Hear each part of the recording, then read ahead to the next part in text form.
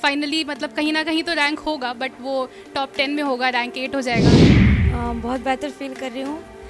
It's a delightful moment for me. Feel कर रहा हूँ। सबसे बड़ा स्ट्रेसफुल बहुत रहता है लोग प्रिपरेशन के समय में, तो अभी तो काफ़ी अच्छा लगता है। Chanakya IAS academy Patna branch की स्थापना हुई थी और उसके पीछे जो मोटिव था वो कमोबेश फलीभूत होता दिखाई दे रहा है। ये विद्यार्थी सब सेलेक्ट हो रहे हैं, ये बहुत अच्छी स्थिति है।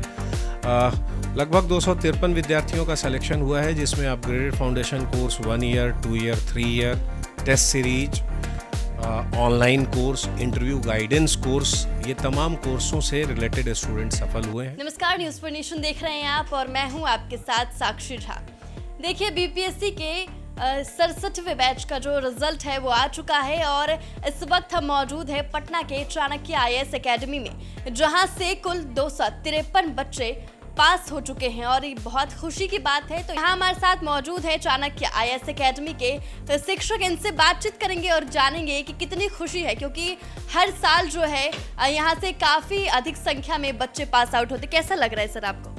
ऑब्वियसली बहुत खुशी की बात है। उत्तर चाणक्य आईएएस अकेडमी के रिजल्ट अच्छे हो रहे हैं और 2010 में जो चाणक्य आईएएस अकेडमी 2013 में जो Chanakya IAS academy Patna branch की स्थापना हुई थी और उसके पीछे जो मोटिव था वो कमोबेश फलीभूत होता दिखाई दे रहा है। ये विद्यार्थी सब सेलेक्ट हो रहे हैं, ये बहुत अच्छी स्थिति है। लगभग 253 विद्यार्थियों का सिलेक्शन हुआ है, जिसमें upgraded foundation course 1 year, 2 year, 3 year, test series, online course, interview guidance course, ये तमाम कोर्सों से रिलेटेड स्टूडेंट सफल हुए हैं और मैं उन विद्यार्थियों को बधाई देता हूं। साथ साथ उन विद्यार्थियों को मैं ये बताना चाहूँगा जिनका कि किसी कारणवश नहीं हुआ, खासकर वैसे विद्यार्थी जो इंटरव्यू में किसी कारणवश नहीं आ सके फाइनल सिलेक्शन लिस्ट में, उन्हें मैं ये बताना चाहूँगा कि आप ये मत समझें कि आपने कोई बहुत बड़ी भूल की है या आप में कोई कमी है। जो विद्यार्थी इंटरव्यू में जाता है वो लगभग समान योग्यता के आसपास का होता है और कोई छोटी मोटी मिस्टेक्स उसको कह सकते हैं कि कारण उसका सिलेक्शन रह जाता है। इसलिए हताश और निराश होने की ज़रूरत नहीं है। वो बहुत तेज़ी से आगे बढ़ें, पुनः अपने आप को संचित करें और अगले परीक्षा के लिए तैयारी करें। कोशिश करने वालों की कभी हार नहीं होती, मैं अक्सर इस बात को कहता हूँ और उनको तैयारी आगे बढ़ के करना चाहिए। मैं और Chanakya IAS academy Patna branch वैसे तमाम विद्यार्थियों के साथ बिल्कुल खड़ा है जो किसी कारणवश इस परीक्षा में नहीं आ सके, सेलेक्ट नहीं हो सके। तो उनके लिए मैं सदैव उनके गाइडेंस और तमाम चीज़ों के लिए मैं अवेलेबल हूँ और ये खुशी का मौका तो है ही, हमारे लिए बहुत बड़ी खुशी का मौका है। आप पूरे साल जिस काम के लिए काम कर रहे हैं उसका रिज़ल्ट जब सकारात्मक आए, बहुत ही पॉजिटिव आए, तो एक अच्छी स्थिति होती है और वो इन विद्यार्थियों की मेहनत के कारण हुआ है। हमारे गाइडेंस तो होते ही रहते हैं, हम तो देते ही रहते हैं, तो इन विद्यार्थियों को इसके लिए ढेर सारी बधाई और शुभकामनाएं। तो हमारे साथ यहाँ कुछ सेलेक्टेड स्टूडेंट्स मौजूद हैं, उनसे बातचीत करेंगे और जानेंगे कि उनको कैसा लग रहा है। यहाँ हमारे साथ सोनल मौजूद है। आपको बता दें कि इन्हें जो है 8वां रैंक मिला है, तो कितनी खुशी है, कैसा लग रहा है आपको? मैम अभी तो फ़िलहाल ये सिंक इन कर रहा है। अभी तक सुनते आते थे कि जब रिज़ल्ट आ जाता है इवेंचुअली तो वो सिंक इन करने में टाइम लगता है, तो finally I am feeling that कि हाँ एक्चुअली में सिंक इन करने में टाइम लगता है। मतलब फैमिली को कैसा फील हो रहा है? एक्सपेक्टेड था?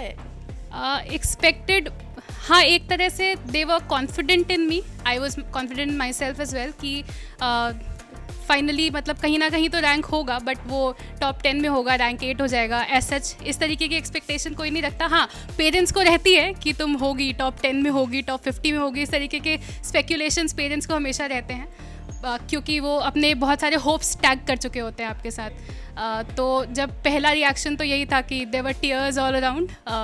मम्मी पापा मतलब they were not able to express their happiness, so वो कहते हैं ना कि जो पहला जो एक्सप्रेशन होता है वो टीयर्स के थ्रू हो जाता है। तो मतलब दोज टीयर्स, मतलब कभी मम्मी पापा के आंखों में इतने सारे आंसू देख कर इतनी खुशी नहीं हुई थी जितनी कि कल हो रही थी। तो क्या आप बचपन से आपने सोचा था कि बीपीएससी क्रैक करना है?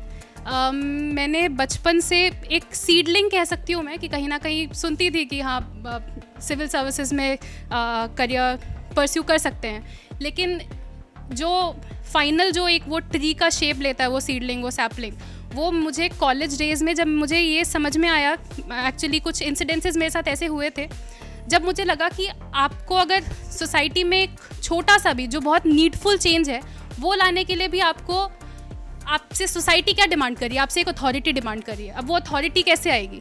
वो अथॉरिटी एक मिडिल क्लास फैमिली से अगर आप बिलोंग करते हैं तो उस अथॉरिटी को पाने के लिए, मैं पावर और अथॉरिटी को यहाँ पे डिफ्रेंशिएट करके बोलना चाहूँगी, क्योंकि जो राइटफुल, जो लेजिटिमेट पावर है वो चाहिए थी मुझे, ताकि मैं जो एक मेरा विजन नहीं है वो ऑलरेडी एग्जिस्टेंट है सोसाइटी में, मुझे वो इम्प्लीमेंट करना है। तो मेरे साथ ऐसे कुछ इंसिडेंसेस हुए जब मुझे लगा कि जब सोसाइटी आपसे वो अथॉरिटी डिमांड करती है कि आप उस चीज़ को एक्सपेक्ट कर सकते हैं कि वो चीज़ इम्प्लीमेंट हो, तो मुझे वो अथॉरिटी क्या देगा। तो बहुत सारे ऑप्शंस थे, उसमें से जो एक मिडिल क्लास फैमिली के बच्चे के लिए, एक स्टूडेंट के लिए जो सबसे ईजियर ऑप्शन था, ईजियर ऑप्शन मैं कहूँगी when we compare it to the other options, तो वो मुझे लगा कि सिविल सर्विसेज है। तो I started with preparing for the union public service commission examinations. I couldn't attain final success as of now in that exam, and finally जब 67th का form आया तो parents pursued me कि you should at least try for BPSC. You keep on trying for UPSC as well in the parallel, but at least try for BPSC. So they pushed me. I actually complied to their wishes and I am really happy that I did. तो आगे आप UPSC मतलब UPSC के exam में बैठना चाहेंगे? जी मैं बैठना चाहूँगी। अभी एग्जैक्टली मैं प्लान नहीं कर पा रही हूँ कि कब कैसे क्या, बट हाँ बैठना ज़रूर चाहूँगी। अच्छा, शादियों के लिए ऐसा लड़कियों को लेकर है कि अगर लड़की BPSC रैंक पे है तो उन्हें UPSC वाला लड़का चाहिए, तो मतलब ऐसा ना हो कि अगर अब प्यार व्यार का चक्कर पड़ जाए तो फिर अगर उससे लो भी रहे लड़का तो चलेगा? मैम फैमिली एक्सेप्ट नहीं करेगी? नहीं, बात यह है कि इवेंचुअली बॉन्डिंग अच्छी होनी चाहिए। लड़का BPSC से हो, UPSC से हो, कहीं से भी हो, हाँ it does not matter.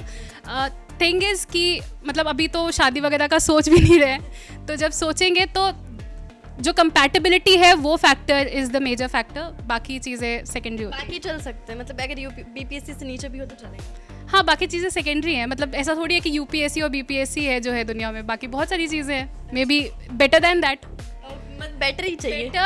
It's not about, मतलब ये आप मुझे ट्रिक करने की कोशिश कर रही हैं, ये बात ही नहीं है ना कि कौन सा फील्ड है, हर इंसान अपने फील्ड में एक्सेल करे। मतलब हमारे देश को ऐसा तो नहीं है कि सिर्फ IAS ऑफिसर्स और एडमिनिस्ट्रेटिव ऑफिसर्स की ज़रूरत है, डॉक्टर्स की भी उतनी ज़रूरत है, तो अब आप किसको कम और ज़्यादा आंकिएगा। तो अगर आप मतलब चाहेंगे कि आपके फ्यूचर हस्बैंड कैसे हो? मैंने अभी इसके लिए कुछ एनविजन किया नहीं है, जब करूँगी तब देखी जाएगी ये बात। आगे भी हमारे साथ कुछ स्टूडेंट हैं, इनसे भी बातचीत करेंगे।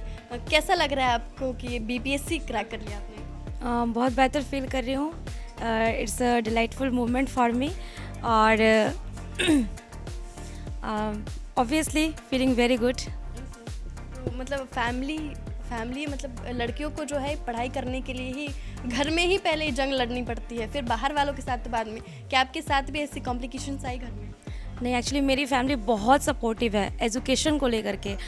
एज लाइक उनका कहना है कि जैसा मतलब मुझे ये कभी डिफरेंस फील नहीं हुआ, मैं एक भाई एक बहन हूँ और मुझे ये फील नहीं हुआ कि मैं बहन हूँ। मतलब मैं ट्रीटेड की गई हूँ एज अ मतलब कि मैं ये घर का बड़ा बेटा है, तो मैं इस तरीके से मेरे साथ ट्रीट किया गया है, तो मुझे इस तरह की कोई दिक्कत नहीं हुई। इक्वलिटी का स्टार्ट जो है हम लोग कह सकते हैं कि हम लोग जो इक्वलिटी के स्टार्ट हम लोग अपने घर में ही करते हैं, और पेरेंटिंग ही ऐसी होती है कि वहाँ पे आप इक्वलिटी फील करते हैं, फिर उसके बाद आपको फिर ससुराल में इक्वलिटी फिर वहाँ तो मिलना ही मिलना है। अच्छा, तो मतलब शादी को लेकर आपने अभी क्या सोचा है? मैंने अभी सोचा है कि मुझे और करना है, ये मेरे सक्सेस का सिर्फ बेस है, इट्स नॉट पिक, और इसको और बेहतर करने के लिए मुझे और टाइम चाहिए, इसलिए मैं अभी शादी के लिए कुछ सोच नहीं। कौन सा रैंक मिला है? अभी मुझे मनचाहा रैंक तो नहीं मिला है, मुझे सब डिवीज़न वेलफेयर ऑफिसर मिला है, तो मैं चाहूँगी कि और बेहतर कर सकूँ, और UPSC मेरा ड्रीम है, तो मैं इसको पूरा करना चाहूँगी। तो अगर आपको किसी से लड़के से प्यार हो जाता है जो मतलब मान लेते हैं कि कुछ ऐसा इतना अच्छा नहीं करता है, तो क्या आप मतलब आपकी फैमिली उसको एक्सेप्ट करेगी? लड़कियों को लेकर ये मेंटलिटी बनी हुई है कि नहीं कर सकते? एक्चुअली ऐसा कुछ भी नहीं है। मेरी फैमिली बहुत प्रोग्रेसिव है। इट्स डिपेंड कि वो बंदा कैसा है, उसका नेचर कैसा है, वो मतलब उसका व्यक्तित्व तो इम्पॉर्टेंट रखता है, नॉट कि वो किस पोस्ट पर है, वो उतना इम्पॉर्टेंट नहीं रखता। आपको आजीविका के लिए तो देश के लिए कुछ ना कुछ करना पड़ेगा, एक तो खुद की फैमिली के लिए, देश के लिए, इसके लिए आपको करना पड़ेगा। डजेंट मैटर आप किस पोस्ट पे है, ये कोई मैटर नहीं करता। कैसा लग रहा है सर, बीपीएससी आपने कंप्लीट कर लिया है तो कितनी खुशी हो रही है? क्वाइट हैप्पी फील कर रहा हूँ। सबसे पहले स्ट्रेसफुल बहुत रहता है लोग प्रिपरेशन के समय में, तो अभी तो काफ़ी अच्छा लगता है। एक स्ट्रेस से लग रहा है कि रिलीज रिलीज हो गया, सही बात है जी। मतलब फैमिली वगैरह, मतलब शादी वादी का प्रेशर रहता है, लड़की हो चाहे लड़का हो, क्योंकि ये काफ़ी लॉन्ग जर्नी है, पता नहीं होता कि पापा काफ़ी प्रोग्रेसिव हैं इस मामले में और उनका लिबरल विचार के हैं। ऑलरेडी वो प्रिंसिपल रह चुके हैं, तो उन्होंने फ्री कर रखा था कि पहले पढ़ाई कर लो, उसके बाद शादी की होगी। शादी अगर होनी भी रहती तो आसाम से हो जाती, लेकिन अभी उसकी ज़रूरत नहीं पड़ी थी। हाँ, इस वजह से इसके बारे में सोचा ही नहीं कभी अभी तक जी। तो क्या हाउस वाइफ लड़की चाहिए कि अगर आपको वर्किंग वुमन मिलती है तो आप एक्सेप्ट करें? म्यूचुअल अंडरस्टैंडिंग होनी चाहिए, मोस्ट इंपॉर्टेंट थिंग। उसके बाद कोई भी रहे चलेगी, वर्किंग भी हो नॉन वर्किंग भी चलेंगी, कोई दिक्कत नहीं है। मतलब अंदर से तो बहुत खुशी हो रही है कि मतलब बिलीव हो रहा है कि आपने बीपीएससी क्रैक कर लिया। हाँ, बिलीव तो रहता ही है। मेरा सेकेंड अटेम्प्ट है, लास्ट टाइम भी अच्छा परफॉर्म किया था, बट कुछ मार्क्स से फाइनल नहीं हो पाया था। इस बार पता था कि हो जाएगा, बट रैंक का पता नहीं रहता है कि कितना रैंक आएगा, और अच्छा लगता है फाइनली जब हो जाता है तो। मेरिट लिस्ट में नाम आने के बाद काफ़ी अच्छा फील होता है। कितने घंटे पढ़ाई करते थे आप? कोई फिक्स नहीं था। अब एग्जाम अगर नियर है तो रेगुलर 8 से 10 घंटा। हाँ, नॉर्मली बच्चों में होता है ना कि मतलब बीपीएससी यूपीएससी का एग्जाम सुनते ही बोलते हैं 2400 घंटे पढ़ना है। नहीं, मेरा तो कभी ऐसा नहीं रहा है। आई थिंक ऐसा कोई भी जेन्युइन रिप्लाई नहीं देगा आपको कि 10 घंटा से ऊपर पढ़ना चाहिए। एवरेज 10 घंटा कंसिस्टेंसी मेंटेन है तो काफ़ी है मेरे समझ से जी। Thank you so much. तो ये हमारे साथ कुछ ऐसे स्टूडेंट हैं जिनका सिलेक्शन बीपीएससी में हो चुका है और इनकी खुशी किस तरीके से इन्होंने जाहिर की हमने आपको दिखाया, और हमने इनसे बातचीत की कि किस तरीके से जो है लड़कियां कितने स्ट्रगल करके जो है ये इस तरह का एग्ज़ाम पास करती है। आपकी इस वीडियो पे क्या राय है हमारे कमेंट बॉक्स में ज़रूर बताएं, और ऐसी तमाम खबरों से अपडेट रहने के लिए देखते रहें न्यूज़ फॉर नेशन।